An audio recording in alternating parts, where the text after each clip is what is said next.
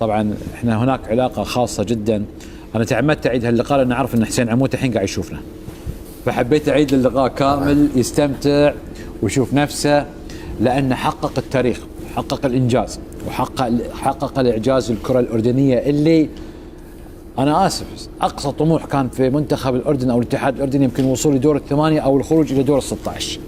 بطولة صعبة وما شابه ذلك، يلا يا كريم بس نعدي دور مجموعات في البداية ولكل مرحلة.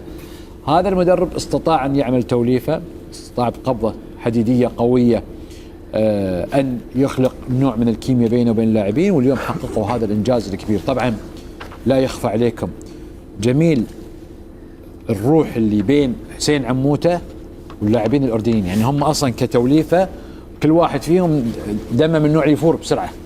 حتى حسين عموته تشوفونه الحين الطيب قاعد يضحك، وهو خلف الكواليس انسان اخر. وقت التدريبات، وقت المباريات، وقت العمل، شوفوا في المباريات بتعرفون وجهه على طول يعني.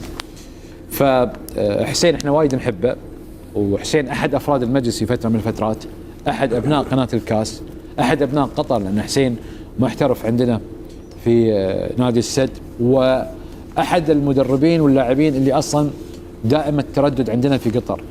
فاحنا نتكلم اليوم مع حسين، ما نتكلم معاه فقط مدرب الاردن، لا نتكلم مع حسين الانسان، حسين الشخص اللي منا وفينا، حسين اللي احنا فرحانين له، حسين الرجل المخلص، حسين الرجل اللي قد ظلم في فترة من فترات حياته المهنية كمدير فني، حسين اللي حقق الكثير من الإنجازات مع نادي السد القطري، حسين اللي شفناه في هذه اللقطة كيف هو يستطيع أن يلعب ويعدي بمهارة فائقة جدا جدا كبيرة ويفرح هذا الجمهور السداوي سنة 2000. كيف هذه اللعبة احنا شفناها اليوم في مباراة المنتخب الأردني، كيف يستطيع أن يطبق تفكيره، مهارته، تكنيك اللاعب، يحول إلى تكتيك فريق متكامل يستطيع أن يصل معه إلى المباراة النهائية.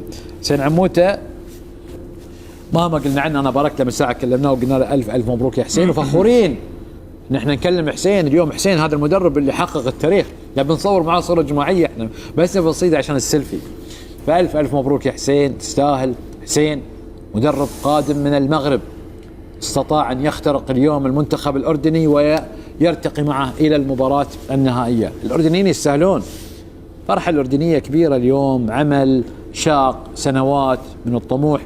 نبارك للقيادة الأردنية، نبارك لولي العهد الأمير الحسين ابن عبد الله ولي العهد، لأنه كان موجود مع المنتخب في المباراة السابقة، ومن حقهم أنهم يفرحون، وأيضا من حقنا نحن نفرح بهذا المنتخب. وبكرة يا رب يا كريم نفرح مع العنابي، نفرح مع منتخبنا، ونؤازر ونشجع لين اللحظة الأخيرة، والفوز بإذن الله حليفنا، وأيضا سعينا أن نصل إلى المباراة النهائية وحقنا المشروع. نحن نحافظ على لقبنا، لقب الفوز بهذا الكأس الآسيوية.